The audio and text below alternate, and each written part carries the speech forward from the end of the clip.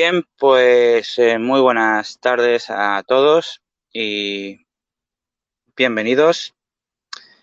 Realmente estamos en un nuevo programa especial después del emitido ayer.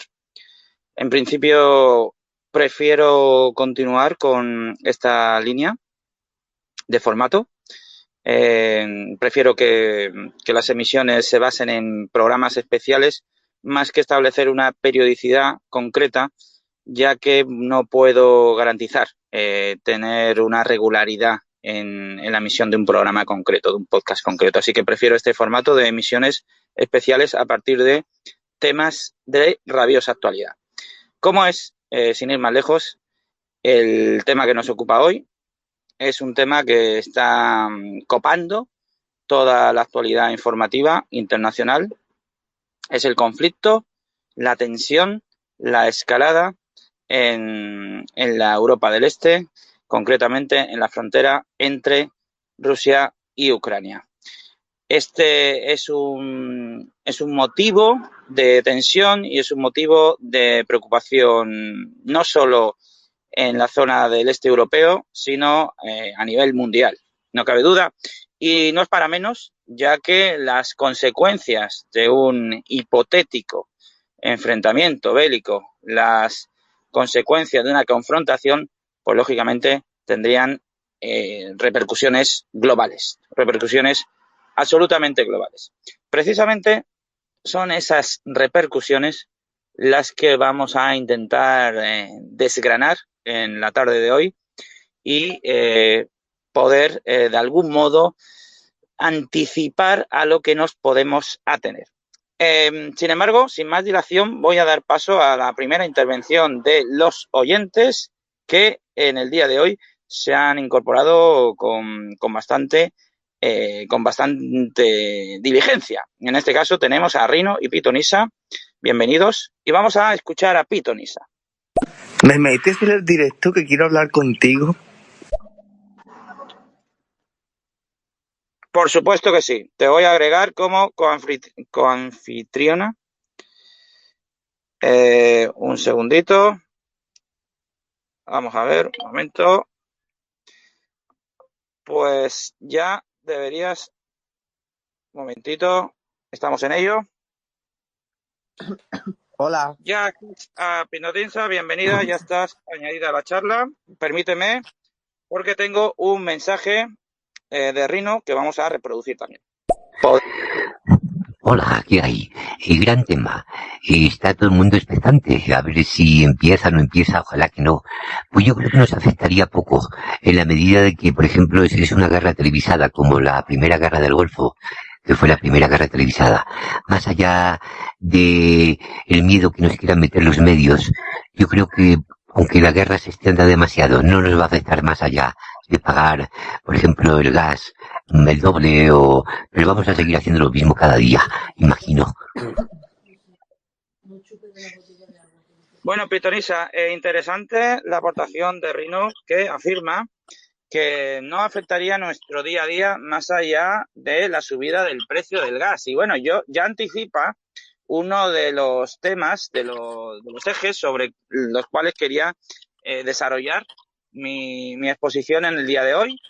Pero ya que Rino ha sacado a colación esta cuestión, ¿qué opinas? ¿Crees que realmente nuestro día a día no se vería apenas alterado o, sin embargo, crees que tendría una gran incidencia? A ver, se vería afectado porque Estados Unidos tiene intereses políticos sobre expandirse al este de Europa, lo cual aumentaría la inflación que ya tenemos por la pandemia del COVID-19 y obviamente todo subiría al doble, claro que sí, incluido el gas y las bolsas europeas. Bien, vamos a detenernos en este tema de la inflación, porque claro, parece que con todos los respetos, Rino, y con todo el cariño y todo el agradecimiento, la forma de pasar por ello, pues ha sido un poco a la ligera, pero si nos detenemos, en realidad, la cuestión de la subida de los precios, bueno, antes de nada, tengo que detenerme y dar la bienvenida a Eterno, como no. bienvenido a este asunto, a este podcast, a este programa especial y bueno, espero que lo disfrutes. Como estaba comentándote, Rino, la cuestión de la subida de precios, en este caso la subida del precio de la energía, si hablamos del gas, por ejemplo, no es una cuestión menor, ya que se podría producir un efecto en cadena, y me explicaré.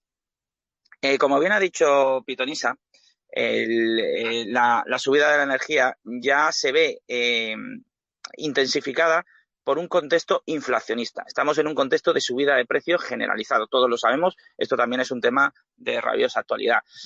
Precisamente el sector de las energías es lo que ha provocado, lo que ha arrastrado la subida de precios generalizados, o al menos ha sido uno de los factores clave.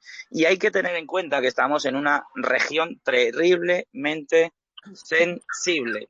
Y cuando digo terriblemente sensible, es terriblemente sensible en el aspecto de la incidencia que podrían tener en los precios un conflicto allí. No hay que hablar solo del gas, es decir, por supuesto que no nos podemos olvidar del gas. Hay que también atender a los datos. En Europa, en la Unión Europea, y cuando hablamos de la Unión Europea me voy a referir fundamentalmente a Alemania, la mitad del gas que entra en la Unión Europea proviene de Rusia. El 50%, ahí es nada. En concreto, la mayor parte del gas tiene un destino que es Alemania. Bueno, lógicamente, si se corta el suministro de gas a Europa a ese nivel, porque no estamos hablando de un porcentaje menor, no, estamos hablando de la mitad. Claro que habría posibilidades de encontrar alternativas, claro que podría haber otras fuentes de suministro, de hecho ya se están buscando, pero ¿a qué precio?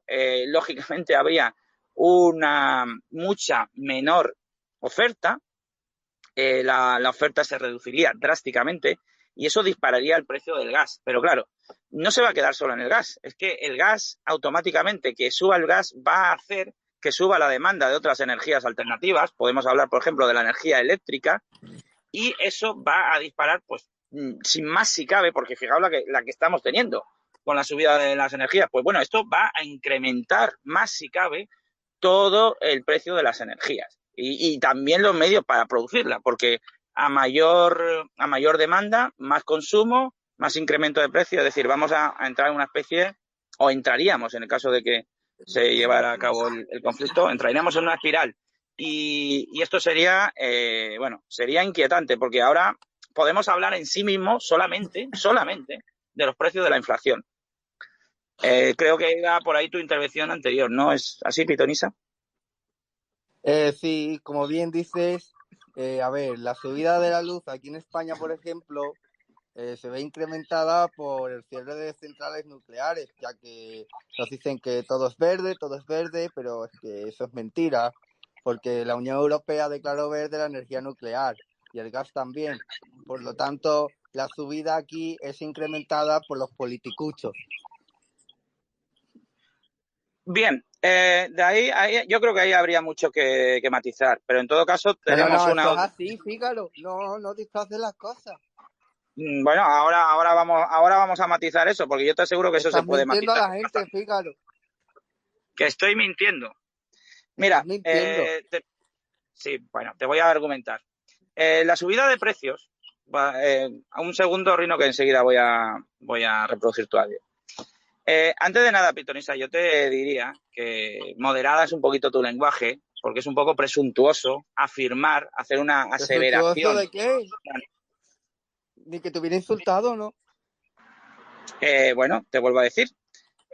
Por extensión, la acción de mentir implica que quien realiza la mentira es un mentiroso. Por tanto, por extensión sí que puedo decir que indirectamente me has insultado y creo que es como mínimo aventurado. Verás, en la economía hay un principio muy básico, que se estudia casi en los primeros cursos de secundaria, que es que la subida de precios depende de algo que es la oferta y la demanda, de esos dos factores. Y en la oferta y la demanda, los politicuchos, yo lo pongo entre comillas, como tú los has llamado, porque los habrá buenos, los habrá malos y los habrá regulares, tienen una capacidad de acción muy, muy, muy limitada, amigo. Muy limitada.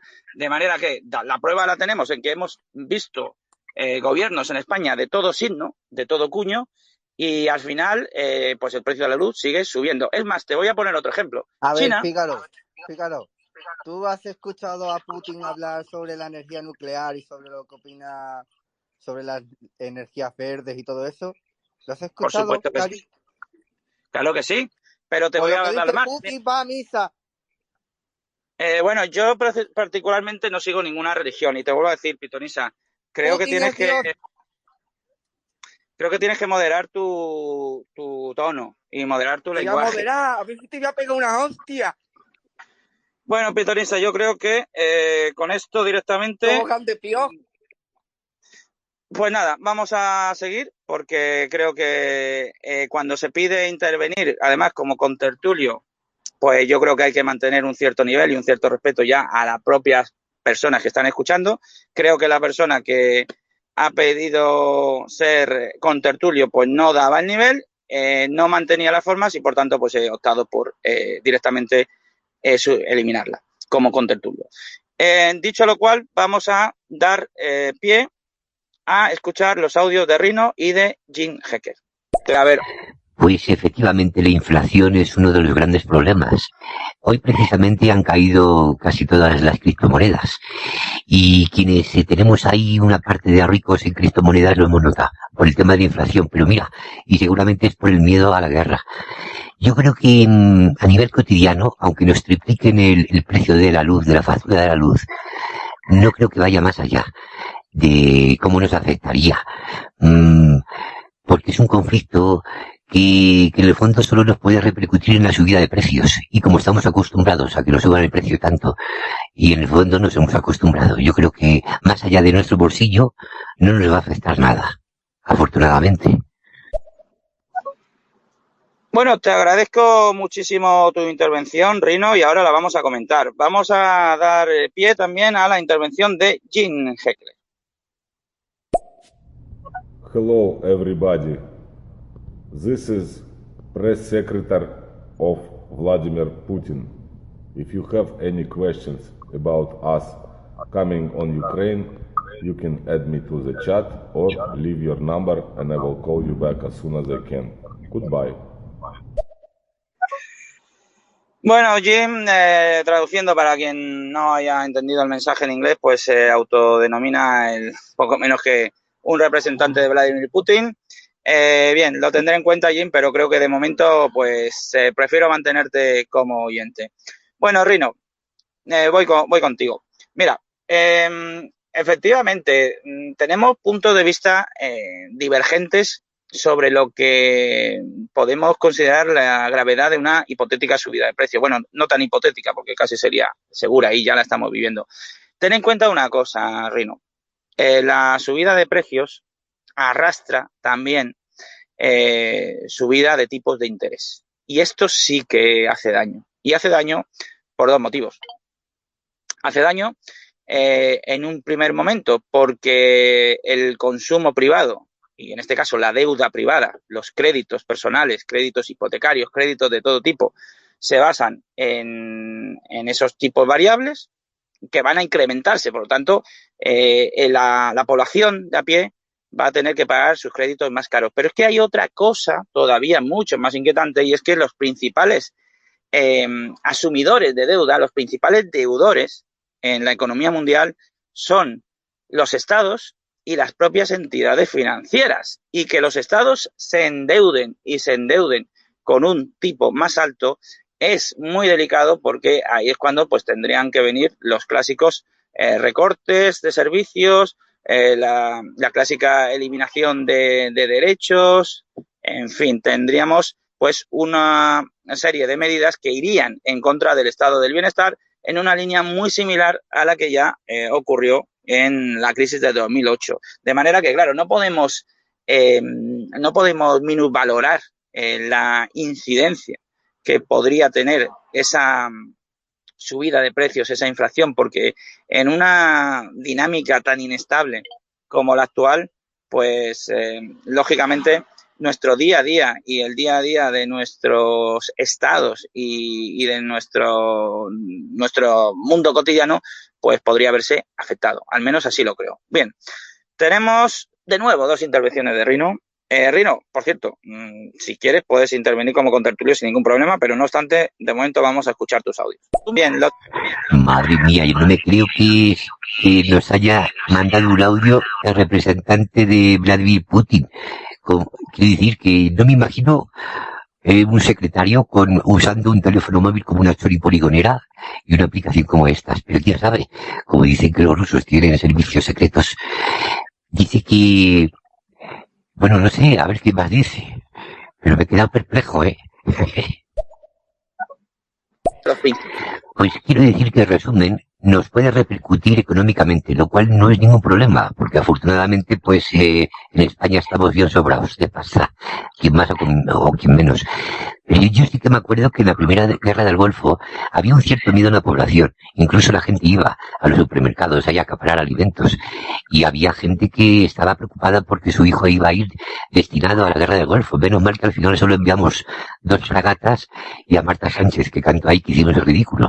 Pero vamos, que si el daño económico que nos puede resultar esta nueva guerra, yo creo que no hay ningún problema. Solamente nos afectará el bolsillo, o sea, en nada.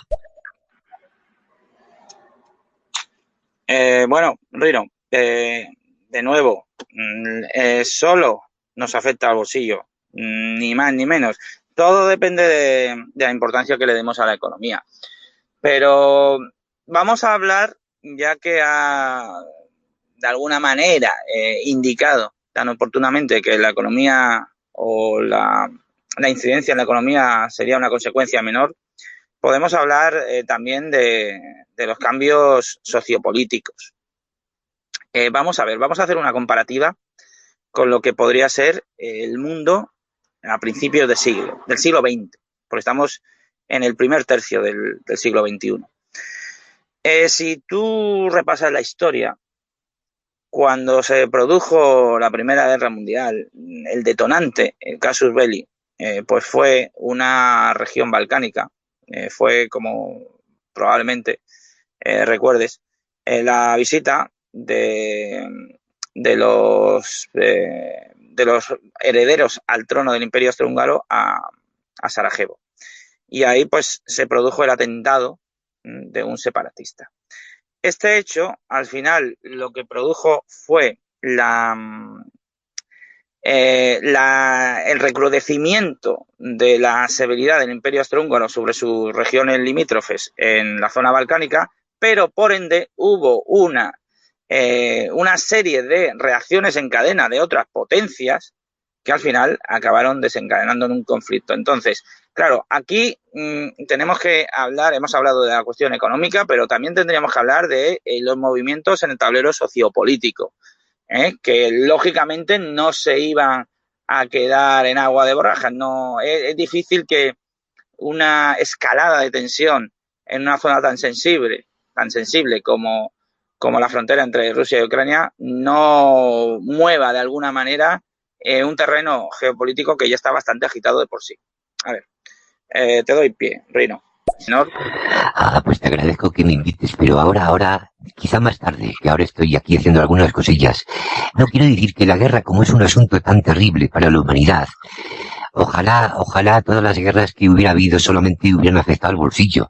Que por eso quiero decir que por mucho miedo que nos metan y por muy gorda que sea esa guerra de Rusia, solamente nos afectará el bolsillo, o sea, nada, prácticamente, aunque tengamos que pagar 10 veces el precio de la luz, no es comparable con el sufrimiento de otras guerras donde ha habido víctimas, hemos perdido. Bueno, pues qué te voy a contar lo que son las guerras, ¿no? Todo el mundo se hace una idea. Ojalá todas las guerras solo afectaran al bolsillo, como esta. Pues Rino, verás, es que al final el deterioro, ¿no? La erosión de la economía, al final, no es algo que se quede en agua de borrajas y no vaya a más, porque la propia erosión de la economía acaba teniendo consecuencias sociales y acaba provocando inestabilidad interna.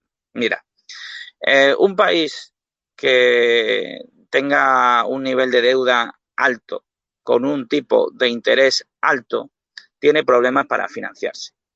Tener problemas para financiarse para un Estado es algo sumamente grave y sobre todo, muy particularmente para un Estado como el Estado español, que depende en gran medida del funcionamiento de la administración pública. Tenemos una administración pública, como todos sabemos, pues realmente engordada, ¿no? Que tiene un peso quizás exacerbado.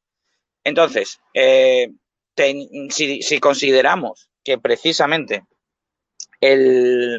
lo que mueve el aparato, los resortes de la administración y del Estado es el dinero público directamente, del cual dependemos para conseguirlo de la financiación externa, el que suba la luz, suba la inflación, suban los tipos de interés, al final nos va a hacer mucho más pobres como Estado.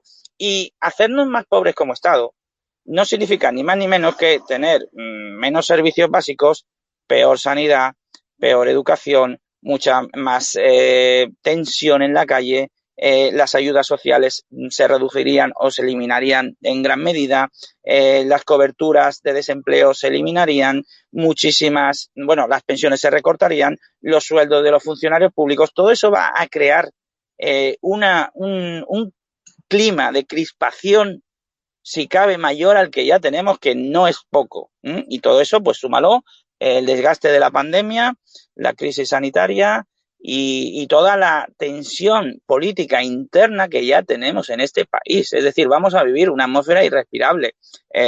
Rino, no puedes minusvalorar de esa forma el decir que, bueno, vale, la economía sí, nos va a afectar al bolsillo, pero ya está. No, ya está, no. Es que el que un Estado empiece a perder riqueza en toda su forma de riqueza, porque al fin y al cabo la educación es un activo, la educación es una inversión, y si dejas de invertir en educación, estás dejando de invertir en futuro, estás dejando de invertir en progreso. Por lo tanto, al final vamos a crear España, si esto se confirma y si los precios pues se van por las nubes, un Estado totalmente embarrado. Si es que ya llevamos prácticamente embarrados y no acabamos de despegar desde la crisis del 2008, y lo único que va a perpetuar esto pues es más frustración, más cabreo y más desesperanza. Y al final todo este cabreo y desesperanza pues tiene resultados políticos en las urnas, porque ¿qué crees que fue en su momento Podemos? ¿Qué crees que está siendo Vox? No es ni más ni menos, o no son ni más ni menos que respuestas del cabreo generalizado, de la desesperación de no encontrar ningún tipo de salida.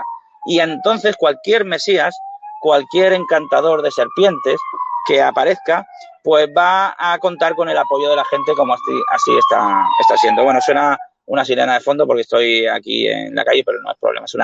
Es una sirena que sonaba ahí de fondo, no hay mayor incidencia, no me ocurre nada. Entonces, a eso es a lo que voy, Rino. No podemos tener una visión tan idealista, me vas a permitir, con todo el cariño que te lo diga, de decir, es solo economía, no nos va a afectar. Claro, no es un drama humano, no es un drama humano en primera instancia, Rino. No es un drama humano de manera inmediata, porque efectivamente aquí no vamos a sufrir bajas, no vamos a sufrir víctimas, no vamos a sufrir muertes de forma directa e inmediata, pero a la larga va a haber drama, va a haber tragedia y va a haber desesperación. Va a haber desesperación porque solamente hay que mirar unos años atrás, con la crisis de 2008, y aquí no llegamos a vivir lo de Grecia.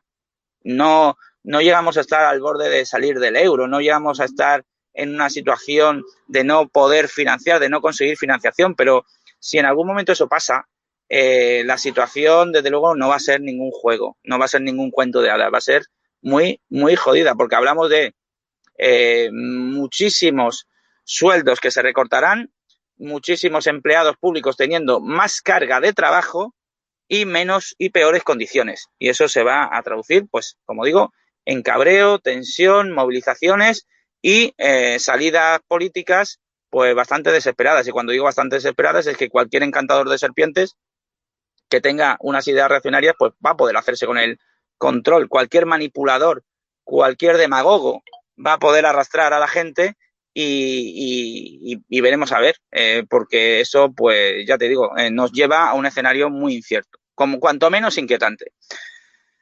Bien, tenemos aquí un audio de Turas que se acaba de incorporar, bienvenido, y vamos a ver qué nos tiene que aportar.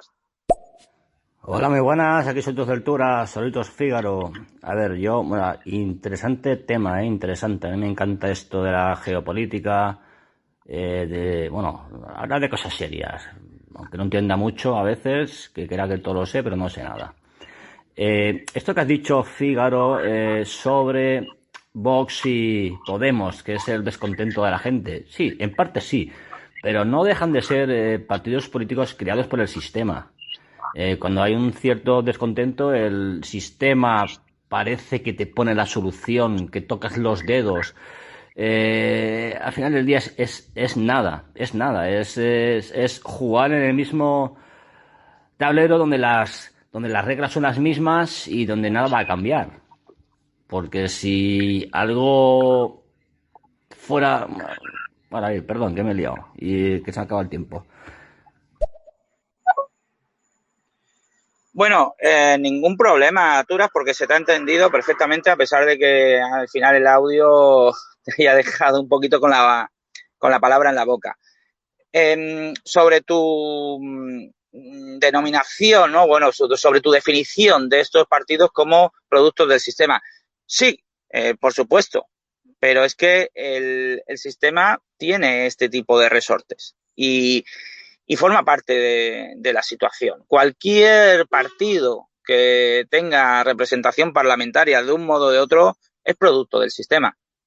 Porque el sistema al final, ¿qué es? El sistema es el juego, lo que se llama como juego democrático, es el Estado de Derecho que permite que se constituyan asociaciones y se constituyan partidos y, lógicamente, ¿cuál es el factor, cuál es la variante que hace que unos partidos suban o bajen? Pues precisamente el estado de ánimo popular, ni más ni menos, el estado de ánimo popular, porque al final quien sale a encumbrar a un determinado líder o a otro es la sociedad.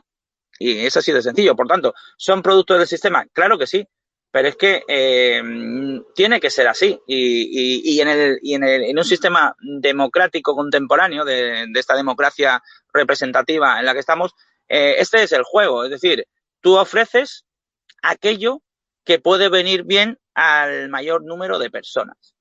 Y en este momento, pues parece que hay un número importante de personas que aplauden el discurso de Vox, que se van a llevar la gran hostia, ya lo digo, y la gran decepción cuando se den cuenta de que muchas de las cosas que prometen, para mí auténticas barbaridades, pero bueno, para los votantes supongo que serán cosas maravillosas, no tienen realmente cabida en nuestro estado constitucional, porque para empezar, Vox es un partido que apuesta por el centralismo, que apuesta por la supresión del Estado de las autonomías. Y ese es uno de los principios básicos de la Constitución. Es decir, Vox es un partido hoy, ojo, más anticonstitucionalista que Bildu. Y a lo mejor esto parece como, ¡guau!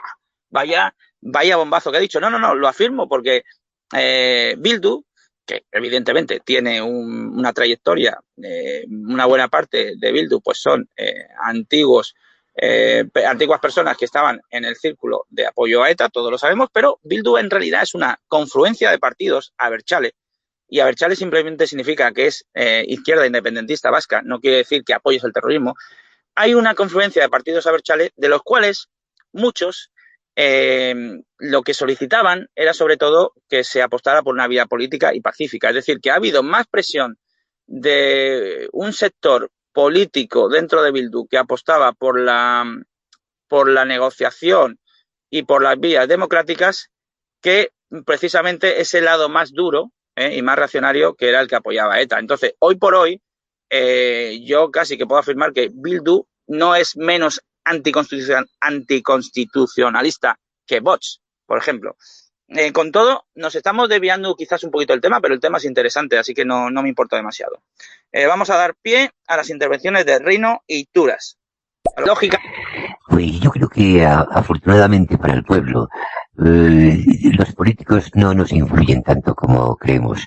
O la presunta guerra que va a haber ahora en Rusia. Yo creo que seguiremos llenando la cesta de Amazon todos los días, seguiremos viendo Netflix, seguiremos haciendo todo aquello que seguimos haciendo. Y aunque nos afecte de forma económica, tendría que ser una catástrofe económica, como el crack del 29, ¿no? Donde gente que tenga, por ejemplo, que confíe en los bancos y tenga sus ahorros ahí, pues entonces sí que puede verse afectada, ¿no? Incluso a los que no confiamos en el sistema no monetario, que tenemos casi todo, o bien en billeticos, o en criptomonedas, también nos puede afectar de alguna forma, pero tiene que ser una catástrofe, una hecatombe económica, y yo creo que de momento parece ser que no apunta por ahí todo, ¿eh? Bien, Rino, tú afirmas, vamos a seguir haciendo nuestras compras en Amazon. Y yo te digo, pues claro que sí, pero es que verás, Rino, precisamente las crisis económicas, si se caracterizan por algo, es porque el dinero, como la energía, ni se crea, bueno, sí se crea, pero no se destruye. El dinero simplemente cambia de manos, ¿de acuerdo? Entonces, el poco dinero del que disponga el ciudadano medio va a ir a parar precisamente a las grandes corporaciones. Es decir, los que tengan poder de aguantar son los que se van a quedar con la mano, como en el póker. La mano más fuerte es la que va a ganar esta partida. Entonces, claro que el ciudadano de pie va a seguir gastando sus billetitos en Amazon, por supuesto, no te quepa la menor duda, porque ellos van a seguir produciendo, ofreciendo y ganando la partida. Pero eso no quiere decir tampoco que cada vez tengamos menos capacidad para precisamente comprar Amazon. Y lo poco que vamos a tener, se lo vamos a dar encima a Jeff Bezos. Vamos a ir con una serie de audios de Turas que en principio pues los voy a dejar que suenen de forma continuada para así poder responderle después. Vale, sí, pero vale que te he escuchado. A ver, yo cuando digo que son partidos del sistema, claro, o sea, todo partido forma parte del sistema, pero no de la manera en la que yo quiero llegar, ¿vale? Por ejemplo, claro, esto de qué partido sube por la Sociedad Superior Popular. Eso no es cierto, en parte, y yo me voy a explicar. Por ejemplo, hay muchos países que los partidos independentistas están prohibidos. Aquí en España ya se ha hablado, Vox ya ha hablado de prohibir partidos independentistas. Oh, bueno, es que son fallos democráticos o son fallos del sistema. Pero no, pero eso pasa. Joder, tío. Yo también eso va que se acaba el tiempo. Quiero decir que un partido real, si mantiene sus composturas, sería prohibido.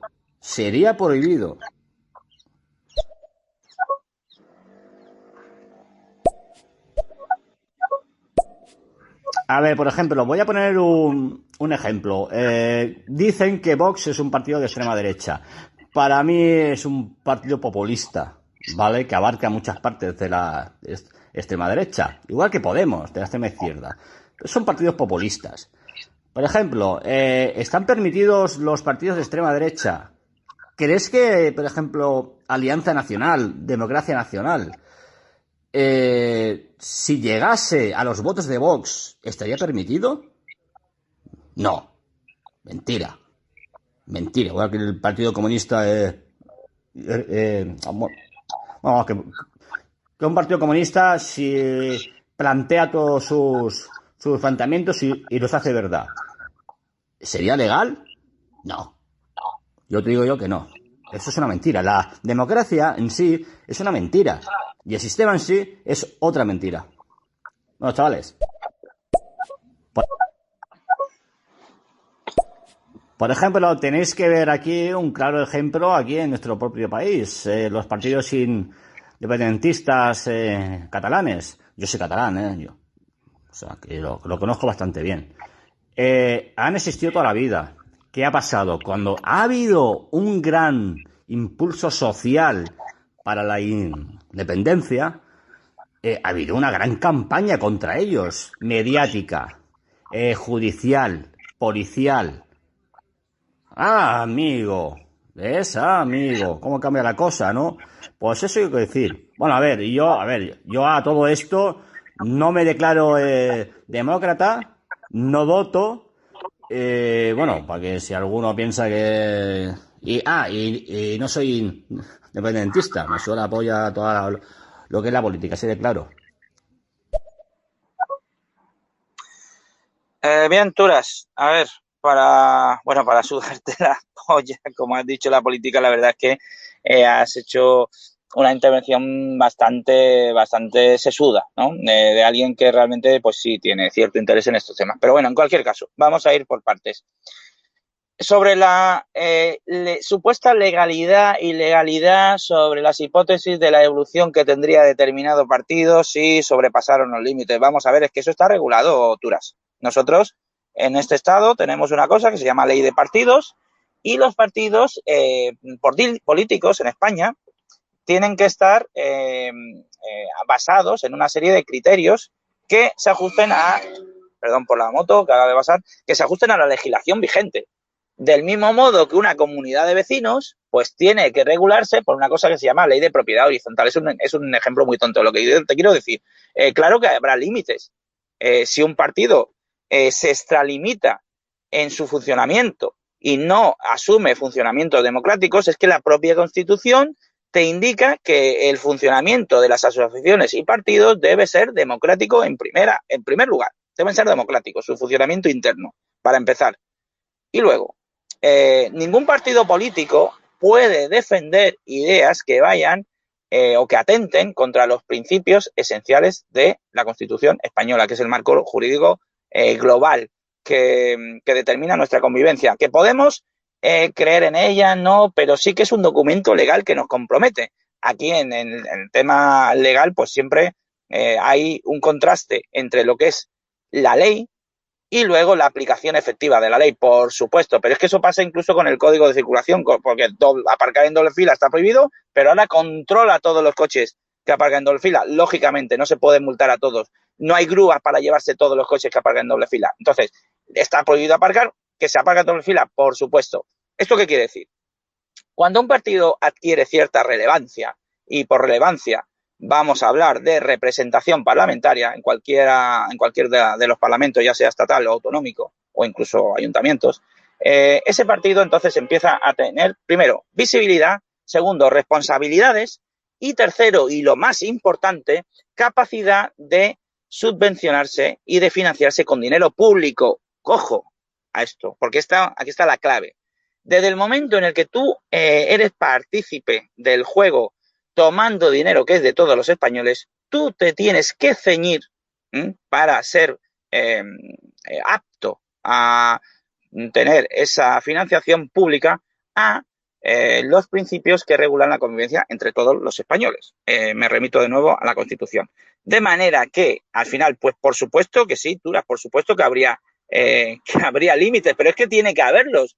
Igual que en un partido de fútbol, pues tiene que haber límites para un jugador que se propase dando patadas a un contrario hasta que llegue el punto donde el árbitro aplique el código, el reglamento y diga a la puta calle.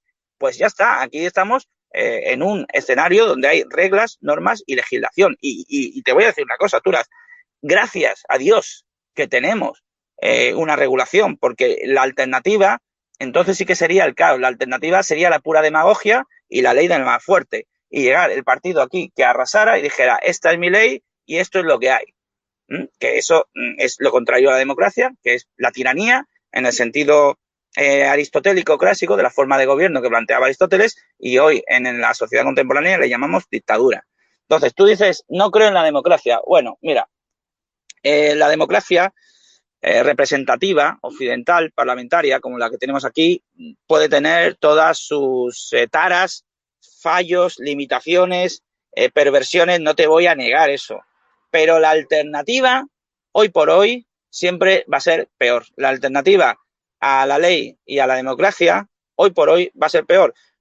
Ojalá pudiéramos llegar a un nivel de convivencia y de entendimiento donde no hubiera falta esa regulación, donde no hubiera falta un control, ¿no?, estatal, donde no hubiera falta regular nada, sino que llegáramos a entendimientos naturales. Pero, hijo mío, observa al ser humano. El ser humano no es capaz de moverse, no es capaz de gestionar sus conflictos y sus choques de intereses si no es con un código y una regulación. Entonces, todo esto llevado al tema de partidos, pues claro que hay límites y claro que llegado el caso, si se sobrepasan esos límites, se legalizarían partidos. Por supuesto, es que hay una cosa que se llama ley de partidos, pero es que tiene que ser así, Turas, tiene que ser así. Bueno, toda esta desviación que hemos tenido, muy interesante, ojo, que a nadie le quepa duda, venía al hilo de una de las consecuencias posibles que podría tener esa guerra en Ucrania. Cuando hablamos de consecuencias, hablamos de nuestras consecuencias más cercanas, más inmediatas, y sería la hipotética irrupción de fuerzas políticas demagógicas. Fuerzas políticas demagógicas que cogieran fuerza gracias a el descontento popular. Bueno, esto de algún modo ya está ocurriendo, como hemos dicho antes, y quizás podríamos perfectamente detenernos en este punto o seguir profundizando en este punto, pero dicho lo cual, tenemos una intervención de Rino, al que vamos a dar paso, por supuesto. Nada así. Pues estoy de acuerdo. Yo creo que la democracia es el menos malo de los sistemas. E incluso dan cabida pues a estos grupúsculos como Bildu que has nombrado, ¿no? Que aparte de que pues todo nos recuerda el famoso tiro en la nuca, peor aún el comunismo que representan. Que el comunismo ha sido la mayor lacra del siglo XX. E incluso la democracia da cabida a este tipo de partidos. Pero yo creo que a nivel de a pie, a nosotros, al pueblo, no nos afecta. Incluso aunque tomen el poder grupos extremistas, ya sean los de Bildu o los de Vox, y seguiremos haciendo, como he dicho, lo de siempre, llenando la cesta de Amazon, viendo Netflix, yendo al bar, otra de gambas, y aquí no ha pasado nada. Afortunadamente, que los poderes públicos, por muy invasivos que sean, no pueden alterar el día a día de la gente. Bien, Rino, muchísimas gracias por tu intervención. Voy comentándote. La democracia es ahora mismo la menos mala de las alternativas. Sí, hoy por hoy sí, ya que yo soy una persona que siente una gran simpatía por el movimiento anarquista. El movimiento anarquista libertario en su vertiente sindical, el colectivismo, este tipo de tendencias. Siento simpatía por ello, pero tengo que admitir que quizás la sociedad, el individuo, el ser humano no está suficientemente evolucionado para llevar estas experiencias o estas alternativas de manera realista. Hoy por hoy. Ojalá lleguemos a un punto de nuestra evolución donde seamos capaces de autorregularnos, pero hoy por hoy esto todavía no es posible y desgraciadamente cada vez lo veo más alejado, ¿no? Pero no pierdo la esperanza de que algún día estas alternativas prosperen. Hasta que llegue ese momento, hasta que llegue el momento donde el ser humano sea capaz de autorregularse y de convivir con sus propios conflictos de una manera armónica, pues yo creo que la democracia y el sistema de leyes y el sistema regulado es el menos malo de los sistemas para garantizar precisamente pues una cierta convivencia, una cierta justicia y una cierta igualdad. Y luego, con respecto has comentado que el comunismo ha sido la peor lacra del siglo XX. Bueno, verás, la aberración que hemos vivido no es exactamente el comunismo tal y como lo planteó Marx. Nosotros no hemos tenido ningún tipo de experiencia marxista tal y como la planteó Marx en sus tratados. Lo que hemos tenido es, en algunos casos, pues marxismo-leninismo, que es una aberración que derivó en el estalinismo puro y duro. Nada que ver con lo que planteaba Marx, bueno, o muy poco que ver. Y luego, posteriormente, pues ese estalinismo acabó derivando en un capitalismo de Estado. Es decir, no hemos tenido una real experiencia comunista tal y como la planteaba Marx en sus tratados, ¿vale? Y por otro lado, tampoco hemos tenido ni tenemos una verdadera experiencia liberal en lo económico tal y como planteaba Adam Smith. Lo que hemos tenido es también una aberración del liberalismo. O sea, aquí hay mucha tela que cortar, ¿vale? Pero bueno, en cualquier caso, vamos a dar pie a que Turas intervenga con un nuevo audio. Yo te he escuchado ahora que atentamente. A ver, tú ya lo dices. Hay una legislación. Por ejemplo, Hitler creció, ¿no?, bajo una democracia. Entonces se hizo su propia constitución, ¿no? Tenía todo el poder para hacerlo. Entonces volvemos a lo mismo. Stalin, por ejemplo, también tenía su legislación. China tiene su propia legislación. Es así. Pero al final todo es una trampa. Y como bien dices, bien, vamos a lo de la guerra, ¿vale?, que de Ucrania. Yo creo que la guerra de Ucrania nunca va a haber. Yo creo que esto es más, hay otros ciertos intereses, sobre todo, ¿vale?, que económicos. Y por suerte para todos no la va a haber. No la va a haber. Bien, Turas, como siempre, gracias por tu intervención. Verás, hablas de la perversión que provocó que determinados dictadores, de determinados seres despreciables como Hitler, aprovecharan los resortes democráticos y aprovecharan la propia ley para llegar al poder y una vez en el poder hacer precisamente una desviación de la ley para aglutinar pues todo el control de la sociedad y poder campar a sus anchas y hacer pues todas las barbaridades que todos conocemos. Bueno, ese peligro potencial efectivamente existe, pero también existen cortafuegos.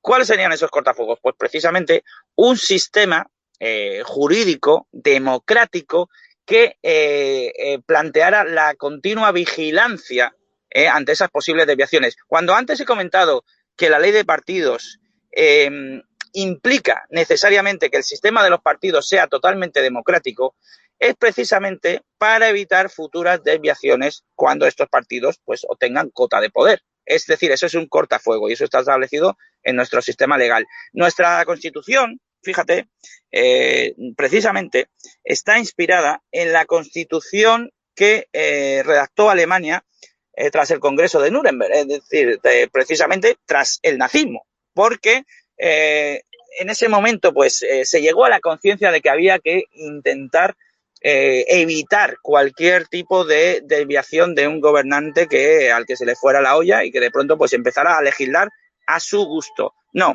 es tan fácil. En las democracias occidentales eso no es tan fácil. Fíjate que la democracia desde que el barón de Montesquieu la definió así en la Ilustración es la separación de poderes.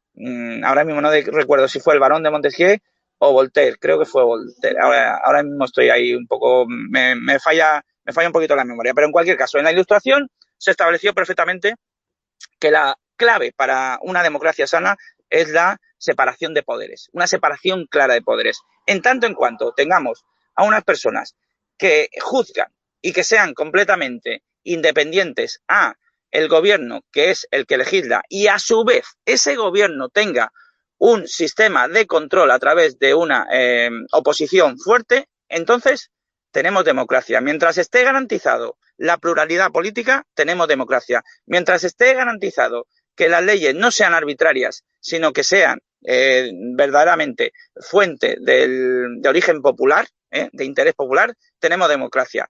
¿La democracia actual está en crisis? Indudablemente, pero no creo que sea una trampa. Creo que ha tenido recorrido después de la Segunda Guerra Mundial en Europa, indudablemente, un largo recorrido, y aunque estamos viviendo momentos de crisis, precisamente cuando algo está en crisis es cuando hay que defenderlo más, porque te vuelvo a decir, la alternativa siempre va a ser peor, te lo garantizo. Y con lo que comentas de que no va a haber guerra en Ucrania, no va a llegar la sangre al río, bueno, es que de algún modo tampoco necesitamos un gran conflicto, tampoco necesitamos una gran catástrofe. Eso ya sería casi apocalíptico, ¿no? Una confrontación directa entre, por ejemplo, vamos a suponer, la OTAN y Rusia sería apocalíptico. Llevaría a cabo pues posiblemente una reacción en cadena, pero es que no necesitamos que se llegue a tal extremo para que ya este mundo global que está muy tocado se vea afectado. Ya estamos viviendo tensiones que nos van a cambiar la vida a corto plazo. Antes lo comentamos, el tema económico, el tema de la inflación. No necesitamos una gran guerra. Con que haya tensión, este mundo ya está muy pachucho y ya pues nos pueden buscar las cosquillas en nuestro día a día. Bien, tenemos de nuevo intervención de Rino. Vamos allá. ¿Y os acordáis en la Guerra Fría el miedo que nos metían entre Rusia y Estados Unidos que si hubiera una guerra termonuclear se decía que se podía destruir el mundo varias veces? Luego matemáticamente se ha estudiado que aunque hubiese habido un ataque termonuclear masivo entre esas dos potencias, hubiera habido víctimas parecidas a las que ha habido con la triste pandemia. Es decir, que ni siquiera una guerra termonuclear total acabaría afortunadamente ni con el 15% de la población. exceptuando quizás ciudades, y la tendencia que tiene mucha gente de vivir en ciudades. Afortunadamente hoy tenemos, gracias a la tecnología, la posibilidad de, por ejemplo, estar hablando por aquí y tener el siguiente vecino a más de 500 metros, ¿verdad? Yo creo que el futuro va por ahí. Rino, me encanta porque eres un optimista empedernido y sinceramente te tengo que decir, te admiro por ello, pero desgraciadamente no comparto tu optimismo.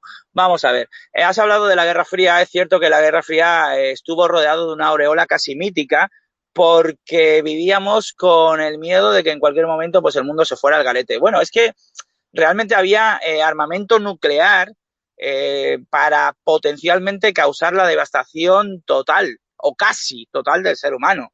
Y esto no es una invención. Vamos a ver, un escape nuclear en Chernóbil provocó en el año 86, como todos sabemos, consecuencias en media Europa y fue un escape accidental y hasta el punto de que todavía hay personas que, bueno, o han muerto o siguen padeciendo las consecuencias de la radiación. Y ya te digo, y eso fue un escape. Con lo cual, una escalada violenta de armas nucleares hubiera sido francamente apocalíptico. Por otro lado, esto los líderes mundiales lo sabían perfectamente y tampoco son tan tontos. Es decir, hubo también mucho juego de contención, hubo mucho juego de tensión, pero a la hora de verdad nadie quiso apretar el botón rojo porque sabía que no habría vuelta atrás y lógicamente pues esto se valoró. Nadie quiere perderlo todo, nadie quiere ser triunfador en un solar porque después ¿qué queda?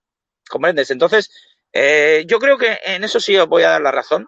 Esta crisis y esta tensión al final se va a tener que rebajar necesariamente porque la alternativa a no rebajar la tensión es el enfrentamiento directo y el enfrentamiento directo pues nos llevaría a una crisis total y en realidad nadie, ninguna potencia, ninguno de los actores que están en el tablero se sale beneficiado de eso. Luego, por otro lado, sí que tienen que jugar a tensionar el tablero debido a que hay intereses por parte de Estados Unidos y por parte de Rusia. ¿Qué interés hay por parte de Estados Unidos en tensionar esto? Bueno, pues que Joe Biden ha perdido popularidad y lógicamente tiene que crear algún tipo de cortina de humo y ahora mismo esto le está viniendo de perlas para ocultar todos los problemas internos que tiene. Y por otro lado, Putin, pues después de haber anexionado Crimea, le viene muy bien agitar la situación porque puede anexionarse con la excusa de que Ucrania va a entrar en la OTAN, puede argumentar que sus fronteras se van a ver amenazados y así pues anexionar nuevos territorios fronterizos de población que es afín. De manera que, de algún modo, la tensión actual beneficia a los dos y por eso estamos viviendo lo que estamos viviendo. Una confrontación directa, como vosotros mismos decís, la veo mucho más difícil. A ver, tenemos un par de audios de Turas y de Rino que vamos a escuchar inmediatamente. ¿Pero tú piensas que en España hay una separación de poderes? Hostia. A ver, Turas, esa es la cuestión. ¿Hasta qué punto la separación de poderes es efectiva? Bueno, aquí hay debate. Debate. Yo admito el debate. Claro que sí, claro que lo admito. Te voy a decir, mira, ni una cosa ni otra.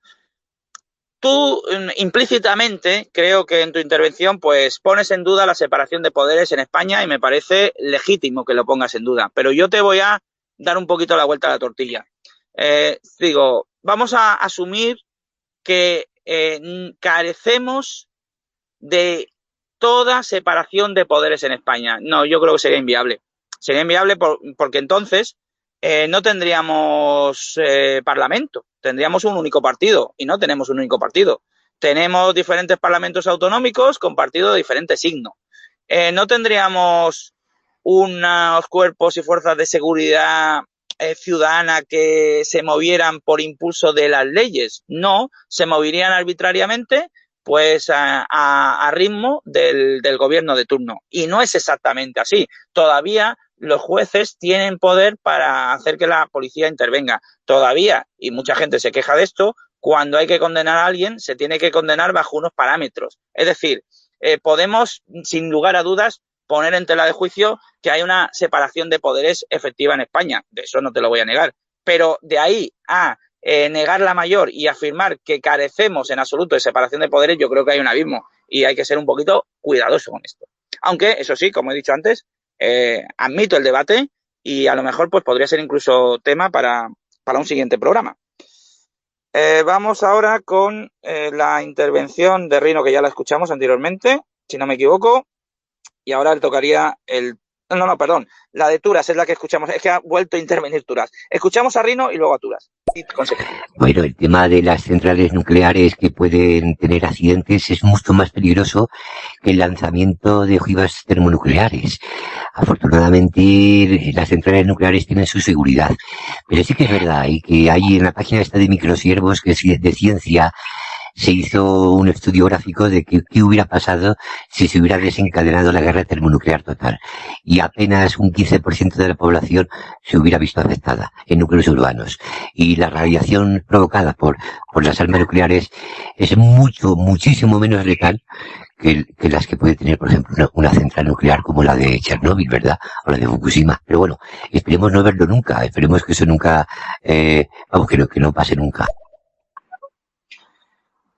Bien, pero Rino, vuelvo a lo de antes. De acuerdo, tú dices, según esos estudios, que bueno, tendría que contrastar un poco, que ante una hipotética guerra nuclear total solamente se reduce el 15% de la población urbana.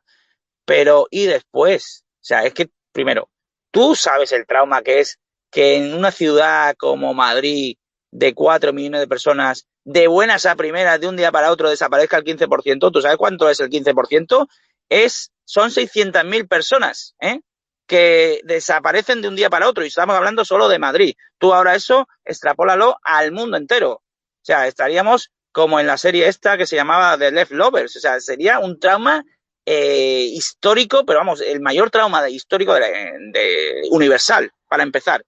Y segunda cuestión, y de ahí vamos a pasar al tema económico, al tema social, al tema de reestructurarlo todo, de empezar de nuevo, la crisis de identidad que acarrearía eso. Y fijaos que estamos hablando de una hipótesis del pasado que afortunadamente no ocurrió. Entonces, a la hora de relativizar, Rino, yo creo que hay que tener mucho cuidado, porque claro, decimos muy alegremente, no, es que en realidad solo acabaría eliminándose el 15%, pero es que tú sabes cuánto es el 15% de la población mundial de los núcleos urbanos, es que es muchísima gente, y piensa que prácticamente no habría nadie en el mundo que no tuviera algún tipo de persona desaparecida. Eso sería el impacto psicológico.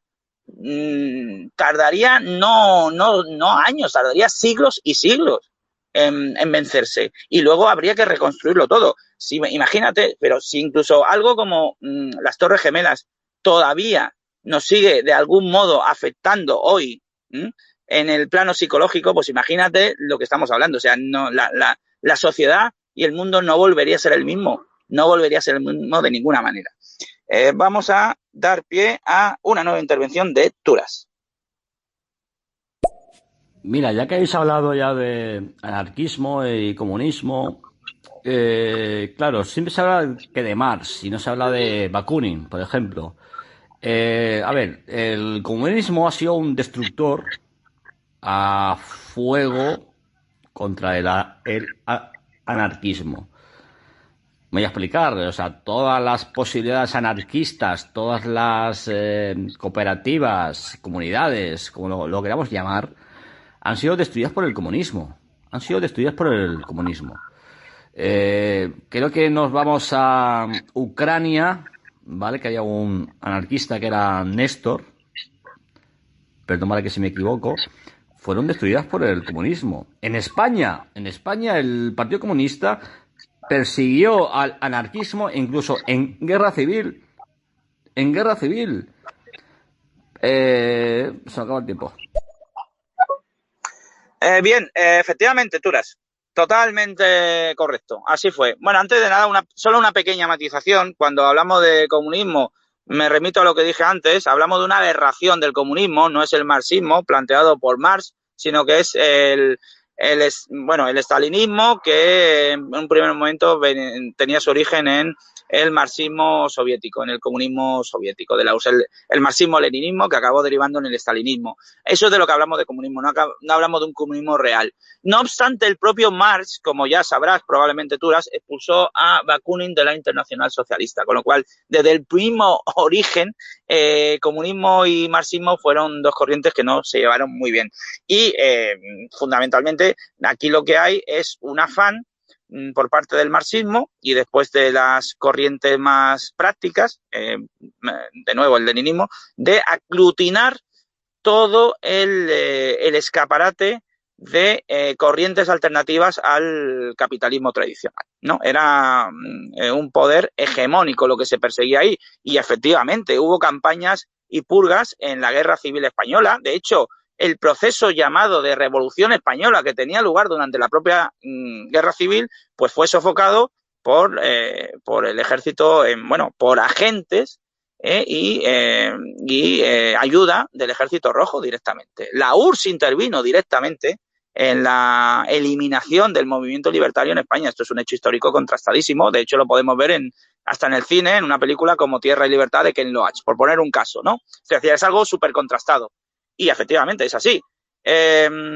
Con esto, ¿qué quiero decir? Bueno, con esto quiero decir que siempre al final, en todas las corrientes ideológicas, hay un telón de fondo que es la lucha por el control y el poder. Y eso, al final, si os dais cuenta, está tras todo trasfondo de tensión o clima político. Es algo que es difícil de combatir. Es algo con lo que únicamente se puede convivir, diría. Y cuanto más participativa sea una sociedad, cuanto más crítica sea una sociedad, cuantas más opiniones se escuchen, cuantas más voces se escuchen y cuanto más consciente sea la gente, yo creo que más nos alejamos precisamente de eso, de un poder hegemónico, que es al final de lo que se trata aquí, de evitar derivas que nos lleven a un poder hegemónico. Y esa precisamente era uno de los riesgos que planteaba en nuestro entorno cercano una posible crisis en Ucrania, que al final el escenario económico se viera muy perjudicado, el descontento general derivado de ese escenario económico nos trajera opciones políticas demagógicas y que finalmente esas opciones políticas demagógicas pues pudieran llevar a cabo un recorte de libertades individuales. De manera que esto yo creo que es un bonito final. Al final nos tenemos que quedar en que corremos el riesgo en última instancia de perder nuestra forma de pensar, nuestro espíritu crítico y nuestra libertad individual, y debemos luchar siempre contra eso, y debemos luchar siempre por ello, por nuestro espíritu crítico y nuestra libertad individual y de pensamiento, y por eso pues genero contenido y podcast como este. Y con esto me voy a despedir. Ha sido un placer compartir mi tiempo con vosotros y nos veremos, o nos escucharemos, mejor dicho, pronto en nuevos espacios, programas especiales. Ya he comentado que en principio me siento más a gusto en este formato de emitir programas especiales de forma indeterminada, más que tener un programa regular, porque debido a mi vida diaria pues no me puedo comprometer con un horario concreto ni periódico, pero sí que de cuando en cuando pues lanzaré estos boletines especiales y estos debates. Muchísimas gracias a todos los participantes, un saludo muy cordial, seguidme, apoyadme si os ha gustado y nos vemos pues, o nos escuchamos de nuevo, digo, muy pronto en este espacio, en esta plataforma. Adiós a todos, muchas gracias.